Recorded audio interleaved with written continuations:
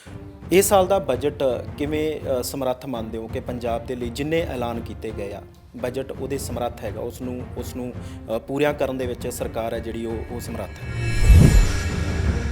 ਸੋ ਜੋ ਪਿਛਲੇ ਸਾਲ ਦਾ ਬਜਟ ਸੀ ਉਹਦੇ ਵਿੱਚ ਜੋ ਸਾਡੇ ਮਨਸੂਬੇ ਸੀਗੇ ਕਿ ਜੋ ਵੀ ਕੈਪੀਟਲ ਐਕਸਪੈਂਡੀਚਰ ਕਰਾਂਗੇ ਉਹਨਾਂ 'ਤੇ ਤਾਂ ਸਾਨੂੰ ਤਕਰੀਬਨ 70% ਦਾ ਕੱਟ ਲਾਉਣਾ ਪਿਆ। ਖਰਚੇ ਘਟਾਏ, ਆਮਦਨ ਵਧਾਈ ਔਰ ਪੰਜਾਬ ਦੀ ਜਿਹੜੀ ਕਿਸ਼ਤੀ ਹੈ ਉਹਨੂੰ ਅਸੀਂ ਕੋਈ ਕਿਨਾਰਾ ਦੇਣ ਦੀ ਕੋਸ਼ਿਸ਼ ਕੀਤੀ ਹੈ। ਕਈ ਨੈਕਸਸ ਚੱਲ ਰਹੇ ਆ, ਕਦੇ ਰੇਤ ਮਾਫੀਆ ਦੀ ਗੱਲ ਕਰਦੇ ਨੇ, ਕਦੇ ਸ਼ਰਾਬ ਮਾਫੀਆ ਦੀ ਗੱਲ ਕਰਦੇ ਨੇ। ਕਹਿੰਦੇ ਸਰਕਾਰ ਚਾਹੁੰਦੀ ਨਹੀਂ ਕਿ ਸਾਡੇ ਕੋਲੇ ਬਹੁਤ ਸਾਰਾ ਮਾਲੀਆ ਆਵੇ। ਜੇ ਇਹ ਚੀਜ਼ਾਂ ਬੰਦ ਹੋਣਗੀਆਂ ਤਾਂ ਸਰਕਾਰ ਹੋਰ ਵੀ ਮਜ਼ਬੂਤ ਹੋ ਸਕਦੀ ਹੈ, ਜਿਹੜਾ ਕਿ ਕਾਂਗਰਸ ਸਰਕਾਰ ਨੇ ਜਾਂ ਤੁਹਾਡੀ ਸਰਕਾਰ ਨੇ ਕੀਤਾ ਨਹੀਂ ਹਾਲੇ ਤੱਕ। ਪਹਿਲਾਂ ਇੱਕ ਮੋਰੀ ਵਾਲੇ ਪੈਸੇ ਚੱਲਦੇ ਸੀ। ਮੈਂ ਤਾਂ ਮੋਰੀ ਵਾਲੇ ਪੈਸੇ ਦਾ ਵੀ ਗਾਹਕ ਹੈ। ਜੇ ਸਰਕਾਰ ਦੇ ਖਜ਼ਾਨੇ 'ਚ ਇੱਕ ਮੋਰੀ ਵਾਲਾ ਪੈਸਾ ਵੀ ਆ ਜਾਏ, ਮੈਂ ਇਸ ਗੱਲ ਦਾ ਇਤਰਾਫ ਕਰਦਾ ਕਿ ਕੋਈ ਭੁੱਲ ਚੁੱਕ ਵੀ ਹੋ ਗਈ ਹੋਣੀ ਹੈ। ਕੁਝ ਗੋਸ਼ੇ ਐਸੇ ਵੀ ਹੋਣੇ ਆ ਜਿੱਥੇ ਜਿਹੜੇ ਅਜੇ ਵੀ ਕਮੀ ਹੈ। ਕੁਝ ਤਾਂ ਸਾਡੇ ਗਿਆਨ 'ਚ ਵੀ ਹੈ ਕਿ ਕਿੱਥੇ ਕਿੱਥੇ ਸਾਡੇ ਤੋਂ ਭੁੱਲ ਹੋਈ ਹੈ।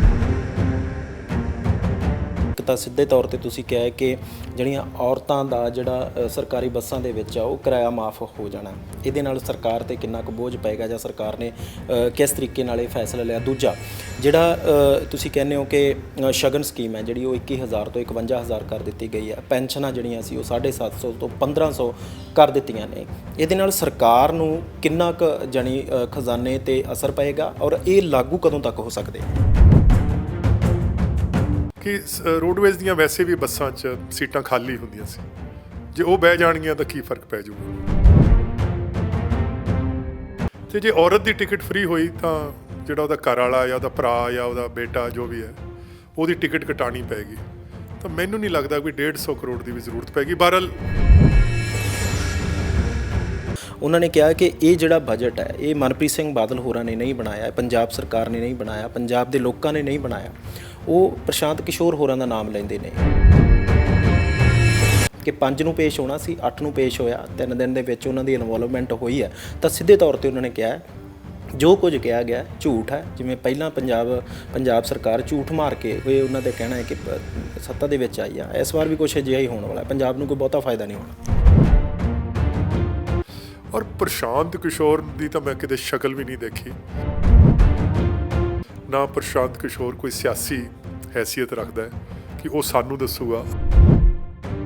ਬਜਟ ਹੈ ਨਹੀਂ 1,64,000 ਕਿ 1,62,000 ਕਰੋੜ ਰੁਪਏ, ਉਹ ਪ੍ਰਸ਼ਾਂਤ ਕਿਸ਼ੋਰ 2 ਦਿਨ ਅੱਗੇ ਪਹਿਲਾਂ ਦੱਸੂਗਾ ਕਿਵੇਂ। ਔਰ ਕਿਸੇ ਦਿਨ ਪਰਮਾਤਮਾ ਦੀ ਕਚਹਿਰੀ 'ਚ ਵੀ ਹਾਜ਼ਰ ਹੋਣਾ ਹੈ। ਔਰ ਮੈਨੂੰ ਲੱਗਦਾ ਹੈ ਕਿ ਜਦੋਂ ਮੈਂ ਪਰਮਾਤਮਾ ਦੀ ਕਚਹਿਰੀ 'ਚ ਜਾਊਂਗਾ ਤਾਂ ਮੈਂ ਸੁਰਖਰੂ ਹੋਊਂਗਾ ਕਿ ਮੈਂ ਆਪਣੀ ਕੋਸ਼ਿਸ਼ ਦੇ ਵਿੱਚ ਕੋਈ ਕਸਰ ਨਹੀਂ ਛੱਡੀ।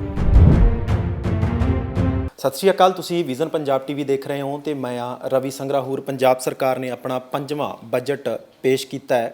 5ਵੇਂ ਬਜਟ ਨੂੰ ਆਪਾਂ ਚੁਣਾਵੀ ਬਜਟ ਕਹਿ ਸਕਦੇ ਹਾਂ ਕਿਉਂਕਿ 2022 ਦੀਆਂ ਚੋਣਾਂ ਔਰ ਸਰਕਾਰ ਦਾ ਇਹ ਆਖਰੀ ਬਜਟ ਸੀ। ਪੰਜਾਬ ਨੂੰ ਬਹੁਤ ਸਾਰੀਆਂ ਉਮੀਦਾਂ ਹੁੰਦੀਆਂ, ਹਰ ਇੱਕ ਸੂਬੇ ਨੂੰ ਉਮੀਦਾਂ ਹੁੰਦੀਆਂ ਕਿ ਉਹਨਾਂ ਦੀ ਸਰਕਾਰ ਉਹਨਾਂ ਲਈ ਚੰਗਾ ਲੈ ਕੇ ਆਵੇ। ਮਹਿੰਗਾਈ ਵਧਦੀ ਆ, ਮਹਿੰਗਾਈ ਘਟੇ, ਉਹਨਾਂ ਦੀ ਰਸੋਈ ਦਾ ਜਿਹੜਾ ਬਜਟ ਆ ਉਹ ਸਥਿਰ ਹੋ ਸਕੇ। ਹੋਰ ਵੀ ਤਮਾਮ ਇਸ ਤਰ੍ਹਾਂ ਦੀਆਂ ਕੁਝ ਖੁਆਇਸ਼ਾਂ ਜਿਹੜੀਆਂ ਆਮ ਲੋਕਾਂ ਦੇ ਰਹਿੰਦੀਆਂ। ਮੇਰੇ ਨਾਲ ਖਜ਼ਾਨਾ ਮੰਤਰੀ ਸਰਦਾਰ ਮਨਪ੍ਰੀਤ ਸਿੰਘ ਬਾਦਲ ਜੀ ਨੇ, ਉਹਨਾਂ ਨਾਲ ਗੱਲਬਾਤ ਕਰ ਲੈਂਦੇ ਆ। ਸਰ, ਸਭ ਤੋਂ ਪਹਿਲਾਂ ਸਵਾਗਤ ਹੈ vision Punjab the. Thank you ਤੁਹਾਡਾ Ravi Sahib ji. Thank you sir. ਸੁਣਨ ਵਾਲਿਆਂ ਨੂੰ ਮੇਰੀ ਪਿਆਰ ਭਰੀ ਸਤਿ ਸ੍ਰੀ ਅਕਾਲ ਤੇ ਨਮਸਤੇ ਜੀ। ਸਰ, ਪਿਛਲੇ ਸਾਲ ਮੈਨੂੰ ਚੰਗੀ ਤਰ੍ਹਾਂ ਯਾਦ ਹੈ ਕਿ ਜਦੋਂ ਬਜਟ ਪੇਸ਼ ਹੋਇਆ ਅਸੀਂ ਤੁਹਾਡੇ ਨਾਲ ਗੱਲਬਾਤ ਕੀਤੀ ਤਾਂ ਥੋੜ੍ਹੇ ਸਮੇਂ ਬਾਅਦ ਹੀ ਐਲਾਨ ਹੋ ਗਿਆ ਸੀ ਕਿ ਕੋਵਿਡ ਦਾ ਜਿਹੜਾ ਕਹਿਰ ਅੱਜ ਬਹੁਤ ਵੱਧ ਚੁੱਕਿਆ ਹੈ ਔਰ ਕਰਫਿਊ ਲੱਗ ਗਿਆ ਸੀ। 1 ਸਾਲ ਜਾਣੀ ਉਹਦੇ ਦਰਮਿਆਨ ਲੰਘਿਆ। ਇਹ ਸਾਲ ਦਾ ਬਜਟ ਕਿਵੇਂ ਸਮਰੱਥ ਮੰਨਦੇ ਹੋ ਕਿ ਪੰਜਾਬ ਦੇ ਲਈ ਜਿੰਨੇ ਐਲਾਨ ਕੀਤੇ ਗਏ ਆ ਬਜਟ ਉਹਦੇ ਸਮਰੱਥ ਹੈਗਾ, ਉਸ ਨੂੰ ਪੂਰੀਆਂ ਕਰਨ ਦੇ ਵਿੱਚ ਸਰਕਾਰ ਹੈ ਜਿਹੜੀ ਉਹ ਸਮਰੱਥ ਹੈ? ਰਵੀ, 2 ਗੱਲਾਂ ਨੇ ਕਿ ਜਿਹੜਾ ਰਵਾਂ ਸਾਲ ਹੈ ਜਿਹੜਾ ਹੁਣ ਚੱਲ ਰਿਹਾ ਔਰ ਜਿਹੜਾ 31 ਮਾਰਚ ਤੱਕ ਚੱਲੇਗਾ, ਇਹ ਤਾਂ ਜਿਹਨੂੰ ਆਪਾਂ ਅੰਗਰੇਜ਼ੀ 'ਚ ਕਹਿ ਦਿੰਦੇ ਹਾਂ ਡੈਡ ਈਅਰ ਗਿਆ। ਡੈਡ ਈਅਰ ਔਰ ਸਿਰਫ ਪੰਜਾਬ ਵਾਸਤੇ ਨਹੀਂ ਗਿਆ, ਇਨਸਾਨੀ ਤਵਾਰੀਖ ਦੇ ਵਿੱਚ ਕੋਈ ਐਸੀ ਮਿਸਾਲ ਨਹੀਂ ਮਿਲਦੀ, ਮਤਲਬ ਹਿਸਟਰੀ ਦੇ ਵਿੱਚ, ਕਿ ਇਸ ਕਿਸਮ ਦੀ ਮਹਾਮਾਰੀ ਜਿਹੜੀ ਹੈ ਉਹ ਇਨਸਾਨ ਤੇ ਵਾਪਰੀ ਹੋਵੇ ਔਰ ਸਾਰੀ ਦੁਨੀਆ 'ਚ ਵਾਪਰੀ ਹੈ, ਇਕੱਲੇ ਨਾ ਪੰਜਾਬ 'ਚ ਨਾ ਹਿੰਦੁਸਤਾਨ 'ਚ। ਔਰ ਵੱਡੇ ਵੱਡੇ ਮੁਲਕ ਜਿਵੇਂ ਅਮਰੀਕਾ ਸੀ, ਕੈਨੇਡਾ ਸੀ, ਯੂਨਾਈਟਿਡ ਕਿੰਗਡਮ, ਇਟਲੀ, ਫਰਾਂਸ, ਉਹ ਸਾਰੇ ਮੁਲਕ ਹੀ ਲੜਖੜਾ ਗਏ। ਉਹਨਾਂ ਦਾ ਜਿਹੜਾ ਔਰ ਇੱਕ ਨਵੀਂ ਦੁਨੀਆ ਜਿਹੜੀ ਹੈ, ਇੱਕ ਨਵੀਂ ਦੁਨੀਆ ਪੈਦਾ ਹੋਈ ਹੈ। ਇੱਕ ਦੁਨੀਆ ਸੀ ਜਿਹੜੀ ਕੋਵਿਡ ਤੋਂ ਪਹਿਲਾਂ ਸੀ ਔਰ ਇੱਕ ਦੁਨੀਆ ਜਿਹੜੀ ਕੋਵਿਡ ਤੋਂ ਬਾਅਦ ਹੈ। ਸੋ ਪੰਜਾਬ ਵਾਸਤੇ ਵੀ ਔਰ ਇੱਕ ਕਿਉਂਕਿ ਬੜਾ ਮੰਦੇ ਦਾ ਔਰ ਕਾਰੋਬਾਰ ਮੁਤਾਸਰ ਹੋਏ, 3 ਮਹੀਨੇ ਤੱਕ ਕਰਫਿਊ ਲੱਗਿਆ ਰਿਹਾ। ਸੋ ਜੋ ਪਿਛਲੇ ਸਾਲ ਦਾ ਬਜਟ ਸੀ ਉਹਦੇ ਵਿੱਚ ਜੋ ਸਾਡੇ ਮਨਸੂਬੇ ਸੀਗੇ ਕਿ ਜੋ ਵੀ ਕੈਪੀਟਲ ਐਕਸਪੈਂਡੀਚਰ ਕਰਾਂਗੇ, ਉਹਨਾਂ 'ਤੇ ਤਾਂ ਸਾਨੂੰ ਤਕਰੀਬਨ 70% ਦਾ ਕੱਟ ਲਾਉਣਾ ਪਿਆ।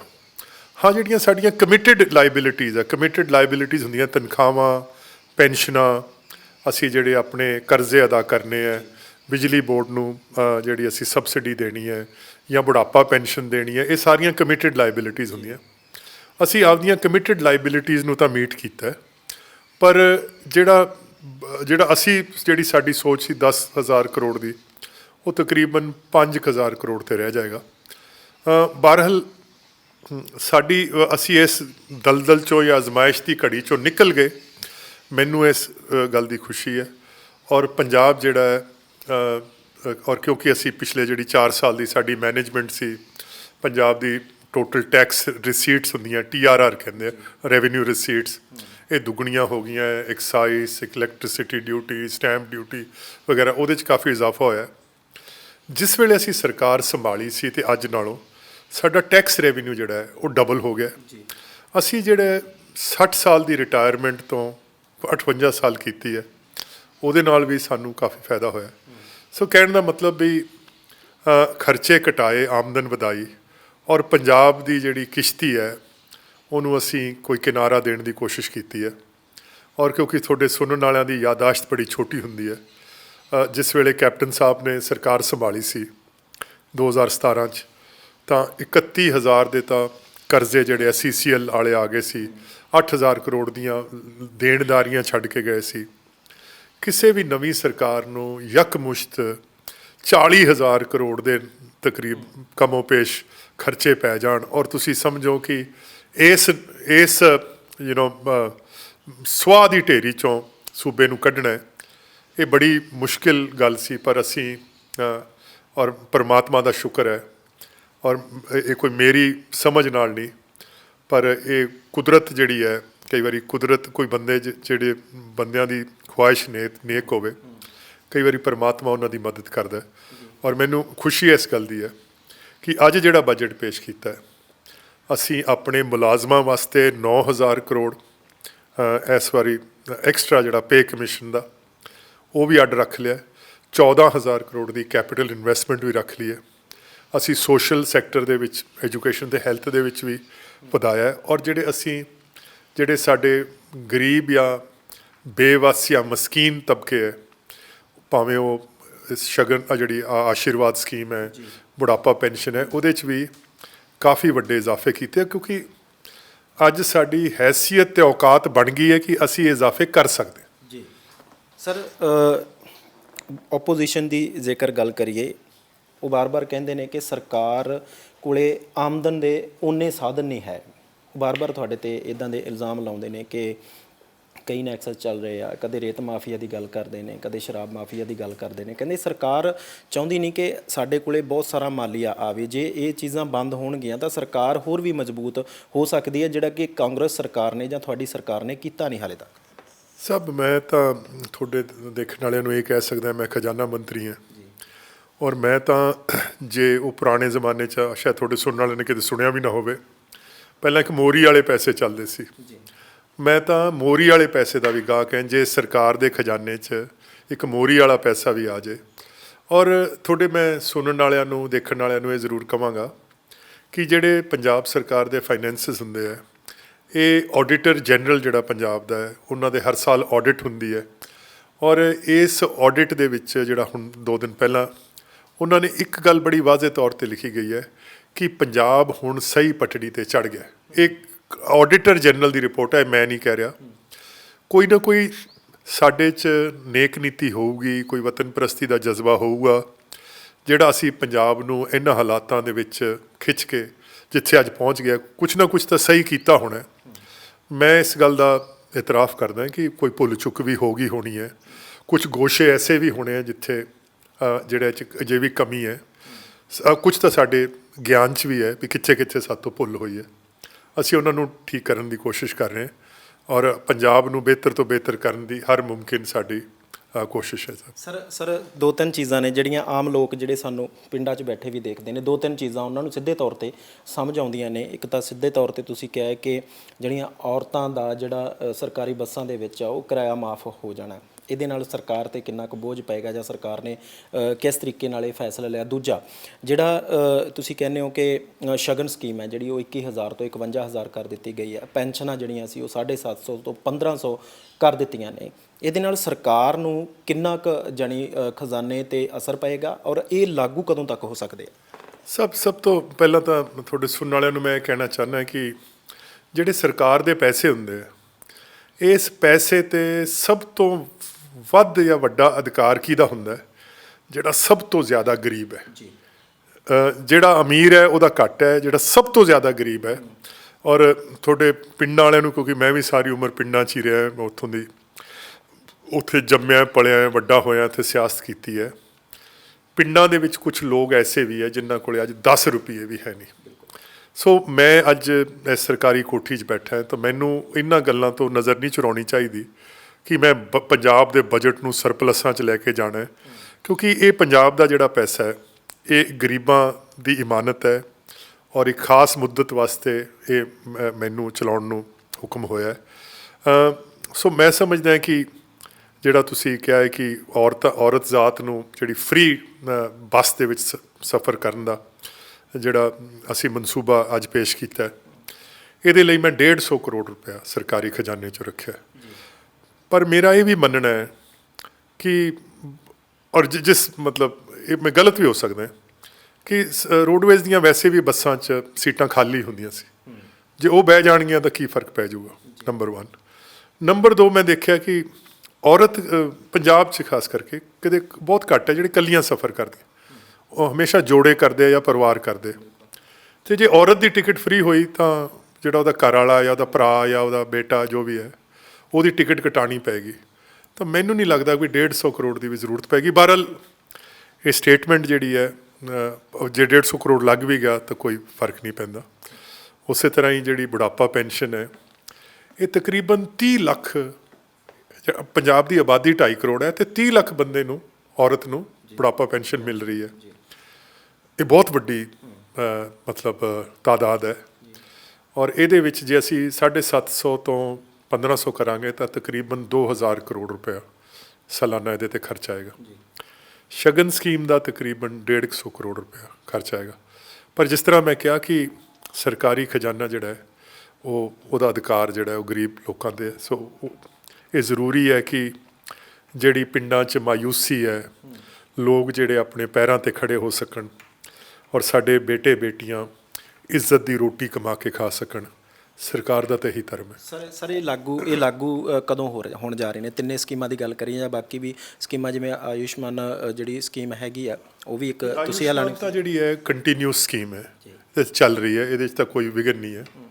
ਔਰ ਜਿਹੜੀਆਂ ਸਕੀਮਾਂ ਤੁਸੀਂ ਕਹੀਆਂ ਇਹ 1 ਜੁਲਾਈ ਤੋਂ ਇਹ ਲਾਗੂ ਹੋ ਜਾਣਗੀਆਂ। ਜੀ ਸਰ, ਆਖਰੀ ਸਵਾਲ ਹੈ ਕਿ ਇਲਜ਼ਾਮ ਤਰਾਸ਼ੀਆਂ ਜਿਹੜੀਆਂ ਉਹ ਲਗਾਤਾਰ ਓਪੋਜੀਸ਼ਨ ਦੇ ਵੱਲੋਂ ਲੱਗਦੀਆਂ ਰਹੀਆਂ। ਤੁਸੀਂ ਬਜਟ ਪੇਸ਼ ਕਰ ਰਹੇ ਸੀ, ਸਾਹਮਣੇ ਜਿਹੜੀ ਓਪੋਜੀਸ਼ਨ ਉਹ ਵਾਰ-ਵਾਰ ਉਸ ਨੂੰ ਰੋਕਣ ਵਾਸਤੇ ਜਾਂ ਗੱਲ ਕਰਨ ਦੀ ਕੋਸ਼ਿਸ਼ ਕਰ ਰਹੀ ਸੀ। ਜਦੋਂ ਬਾਹਰ ਆਏ ਨੇ ਤਾਂ ਉਹਨਾਂ ਨੇ ਕਿਹਾ ਕਿ ਇਹ ਜਿਹੜਾ ਬਜਟ ਹੈ ਇਹ ਮਨਪ੍ਰੀਤ ਸਿੰਘ ਬਾਦਲ ਹੋਰਾਂ ਨੇ ਨਹੀਂ ਬਣਾਇਆ, ਪੰਜਾਬ ਸਰਕਾਰ ਨੇ ਨਹੀਂ ਬਣਾਇਆ, ਪੰਜਾਬ ਦੇ ਲੋਕਾਂ ਨੇ ਨਹੀਂ ਬਣਾਇਆ। ਉਹ ਪ੍ਰਸ਼ਾਂਤ ਕਿਸ਼ੋਰ ਹੋਰਾਂ ਦਾ ਨਾਮ ਲੈਂਦੇ ਨੇ ਕਿ 5 ਨੂੰ ਪੇਸ਼ ਹੋਣਾ ਸੀ, 8 ਨੂੰ ਪੇਸ਼ ਹੋਇਆ, 3 ਦਿਨ ਦੇ ਵਿੱਚ ਉਹਨਾਂ ਦੀ ਇਨਵੋਲਵਮੈਂਟ ਹੋਈ ਹੈ। ਤਾਂ ਸਿੱਧੇ ਤੌਰ 'ਤੇ ਉਹਨਾਂ ਨੇ ਕਿਹਾ ਜੋ ਕੁਝ ਕਿਹਾ ਗਿਆ ਝੂਠ ਹੈ। ਜਿਵੇਂ ਪਹਿਲਾਂ ਪੰਜਾਬ ਸਰਕਾਰ ਝੂਠ ਮਾਰ ਕੇ ਇਹ ਉਹਨਾਂ ਦਾ ਕਹਿਣਾ ਹੈ ਕਿ ਸੱਤਾ ਦੇ ਵਿੱਚ ਆਈ ਆ, ਇਸ ਵਾਰ ਵੀ ਕੁਛ ਅਜਿਹਾ ਹੀ ਹੋਣ ਵਾਲਾ ਹੈ, ਪੰਜਾਬ ਨੂੰ ਕੋਈ ਬਹੁਤਾ ਫਾਇਦਾ ਨਹੀਂ ਹੋਣਾ। ਸਭ ਦੇਖੋ ਗੱਲ ਇਹ ਹੈ ਕਿ ਲੋਕ ਰਾਜ ਦੇ ਵਿੱਚ ਜਿਹੜੇ ਲੋਕ ਰਾਜ ਦੇ ਤਕਾਜ਼ੇ ਹੁੰਦੇ ਆ, ਲੋਕ ਰਾਜ ਦੇ ਤਕਾਜ਼ੇ ਤਾਂ ਇਹ ਹੁੰਦੇ ਆ ਵੀ ਲੋਕ ਕੀ ਸੋਚਦੇ ਆ, ਇਹ ਨਹੀਂ ਕਿ ਓਪੋਜੀਸ਼ਨ ਕੀ ਕਹਿੰਦੀ ਹੈ। ਪਿੱਛੇ ਮਿਊਨਿਸਪਲ ਇਲੈਕਸ਼ਨ ਆਏ, ਉਦੋਂ ਪਹਿਲਾਂ ਲੋਕ ਸਭਾ ਦੇ ਇਲੈਕਸ਼ਨ ਆਏ, ਉਦੋਂ ਪਹਿਲਾਂ ਪੰਚਾਇਤਾਂ ਦੇ ਸਮਤੀਆਂ ਦੇ ਇਲੈਕਸ਼ਨ ਆਏ ਔਰ ਜੋ ਨਤੀਜੇ ਪੰਜਾਬ ਦੇ ਲੋਕਾਂ ਨੇ ਦਿੱਤੇ ਹੈ, ਲੋਕ ਅੱਜ ਵੀ ਕਾਂਗਰਸ ਪਾਰਟੀ ਤੇ ਇਤਬਾਰ ਕਰਦੇ। ਸੋ ਮੈਨੂੰ ਇਸ ਗੱਲ ਦਾ ਤਾਂ ਕੋਈ ਗਿਲਾ ਨਹੀਂ ਹੈ ਕਿ ਆਪੋਜੀਸ਼ਨ ਇਸ ਵੇਲੇ ਕੀ ਕਹਿ ਰਹੀ ਹੈ। ਜਿੱਥੋਂ ਤੱਕ ਇਹ ਬਜਟ ਦੀਆਂ ਤਰੀਕਾਂ ਜਿਹੜੀਆਂ ਹੈ ਕੋਈ 5 ਤੋਂ 8 ਜਾਂ ਹੋਰ, ਦਰਅਸਲ ਰਵੀ ਮੇਰੇ ਨਾ ਮਾਤਾ ਜੀ ਔਰ ਪਿਤਾ ਜੀ, ਉਹਨਾਂ ਦੀ ਬਰਸੀ ਸੀ, ਪਹਿਲੀ ਬਰਸੀ 9 ਤਰੀਕ ਨੂੰ, ਤਾਂ ਔਰ ਜਿਹੜਾ 5 ਨੂੰ ਰੱਖੀ ਸੀ, 5 ਨੂੰ ਤਾਂ ਸਾਡਾ ਬਜਟ ਹੀ ਤਿਆਰ ਨਹੀਂ ਸੀ, ਔਰ ਮੈਂ ਸਪੀਕਰ ਸਾਹਿਬ ਨੂੰ ਕਿਹਾ ਸੀ ਕਿ ਮੈਂ ਬਜਟ ਜਿਹੜਾ ਹੈ ਇਹ 12 ਤਰੀਕ ਨੂੰ ਪੇਸ਼ ਕਰਨਾ, ਇਹਨੂੰ ਲੰਬਾ ਲੈ ਜਾਓ ਸੈਸ਼ਨ ਨੂੰ। ਔਰ ਸੀਐਮ ਸਾਹਿਬ ਦੀ ਮਜਬੂਰੀ ਸੀ ਕਿ ਸੀਐਮ ਸਾਹਿਬ ਨੇ ਕਿਤੇ ਬਾਹਰ ਜਾਣਾ 2-4 ਦਿਨ, ਉਹ ਕਹਿੰਦੇ ਕਿ ਬਜਟ ਜਿਹੜਾ ਮੇਰੀ ਹਾਜ਼ਰੀ 'ਚ ਔਰ ਪਾਸ ਵੀ ਮੇਰੀ ਹਾਜ਼ਰੀ 'ਚ ਹੋਵੇ। ਸੋ ਇਹੀ ਵਜ੍ਹਾ ਸੀ ਕਿ ਮੈਂ ਤਾਂ ਚਾਹੁੰਦਾ ਸੀ ਕਿ 8 ਤੋਂ ਵੀ ਬਾਅਦ ਹੋਵੇ, ਜਿੰਨੀ ਜ਼ਿਆਦਾ ਟਾਈਮ ਮਿਲ ਜੇ ਉਨੀ ਸਾਡੀ ਤਿਆਰੀ ਬੈਟਰ ਹੋ ਸਕਦੀ ਹੈ। ਔਰ ਪ੍ਰਸ਼ਾਂਤ ਕਿਸ਼ੋਰ ਦੀ ਤਾਂ ਮੈਂ ਕਿਤੇ ਸ਼ਕਲ ਵੀ ਨਹੀਂ ਦੇਖੀ, ਨਾ ਪ੍ਰਸ਼ਾਂਤ ਕਿਸ਼ੋਰ ਕੋਈ ਸਿਆਸੀ ਹੈਸੀਅਤ ਰੱਖਦਾ ਹੈ ਕਿ ਉਹ ਸਾਨੂੰ ਦੱਸੂਗਾ। ਔਰ ਇਹ ਬਜਟ ਦੀ ਤਿਆਰੀ ਜਿਹੜੀ ਹੈ ਦਰਅਸਲ ਨਵੰਬਰ ਦਸੰਬਰ 'ਚ ਚਾਲੂ ਹੋ ਜਾਂਦੀ ਹੈ। ਬਜਟ ਹੈ ਨਹੀਂ 1,64,000 ਕਿ 1,62,000 ਕਰੋੜ ਰੁਪਏ, ਉਹ ਪ੍ਰਸ਼ਾਂਤ ਕਿਸ਼ੋਰ 2 ਦਿਨ ਆ ਕੇ ਪਹਿਲਾਂ ਦੱਸੂਗਾ ਕਿਵੇਂ। ਇਹ ਤਾਂ ਬਜਟ ਜਿਹੜੇ ਆ ਦਸੰਬਰ ਜਨਵਰੀ ਤੱਕ ਆਲਮੋਸਟ ਫਾਈਨਲ ਹੋ ਜਾਂਦੇ ਆ। ਸੋ ਇਹ ਤਾਂ ਮੈਂ ਸਮਝਦਾ ਇਹਦਾ ਤਾਂ ਜਵਾਬ ਦੇਣਾ ਵੀ ਮੈਂ ਆਪਣੀ ਤੋਹੀਨ ਸਮਝਦਾ। ਜੀ ਸਰ, ਪੰਜਾਬ ਦੇ ਲੋਕਾਂ ਨੂੰ ਕੁਝ ਕਹਿਣਾ ਚਾਹੋ? ਬਸ ਪੰਜਾਬ ਦੇ ਲੋਕਾਂ ਨੂੰ ਤਾਂ ਇਹੀ ਕਵਾਂਗੇ ਕਿ ਤੁਸੀਂ ਮੇਰਾ ਲਿਹਾਜ਼ ਕੀਤਾ 5 ਸਾਲ, ਔਰ ਤੁਹਾਡਾ ਫਾਈਨੈਂਸ ਮਿਨਿਸਟਰ ਹੋਣਾ ਮੇਰੇ ਲਈ ਇੱਕ ਫਖਰ ਦਾ ਬਾਇਸ ਹੈ। ਮੇਰੇ ਵਾਸਤੇ ਇਹ ਬੜੀ ਇੱਕ ਪੰਜਾਬ ਦੇ ਲੋਕਾਂ ਦੀ ਇੱਕ ਮੁਕੱਦਸ ਇਮਾਨਤ ਸੀ ਔਰ ਅਜ਼ੀਮ ਜ਼ਿੰਮੇਵਾਰੀ ਸੀ ਜਿਹੜੀ ਮੈਨੂੰ 5 ਸਾਲ ਦੀ ਖਾਸ ਮੁੱਦਤ ਵਾਸਤੇ ਤੁਸੀਂ ਦਿੱਤੀ। ਔਰ ਜਿੰਨੀ ਰੱਬ ਨੇ ਮੈਨੂੰ ਅਕਲ ਦਿੱਤੀ ਹੈ ਔਰ ਜਿੰਨੀ ਹੈਸੀਅਤ ਤੇ ਔਕਾਤ ਹੈ, ਮੈਂ ਵੱਧ ਤੋਂ ਵੱਧ ਕੋਸ਼ਿਸ਼ ਕੀਤੀ ਕਿ ਮੈਂ ਪੰਜਾਬ ਵਾਸਤੇ ਬਿਹਤਰ ਤੋਂ ਬਿਹਤਰ ਕਰ ਸਕਾਂ। ਅਖੀਰ ਪੰਜਾਬ ਦੇ ਲੋਕਾਂ ਨੂੰ ਵੀ ਜਵਾਬ ਦੇ ਔਰ ਕਿਸੇ ਦਿਨ ਪਰਮਾਤਮਾ ਦੀ ਕਚਹਿਰੀ 'ਚ ਵੀ ਹਾਜ਼ਰ ਹੋਣਾ ਹੈ। ਔਰ ਮੈਨੂੰ ਲੱਗਦਾ ਹੈ ਕਿ ਜਦੋਂ ਮੈਂ ਪਰਮਾਤਮਾ ਦੀ ਕਚਹਿਰੀ 'ਚ ਜਾਊਂਗਾ ਤਾਂ ਮੈਂ ਸੁਰਖਰੂ ਹੋਊਂਗਾ ਕਿ ਮੈਂ ਆਪਣੀ ਕੋਸ਼ਿਸ਼ ਦੇ ਵਿੱਚ ਕੋਈ ਕਸਰ ਨਹੀਂ ਛੱਡੀ।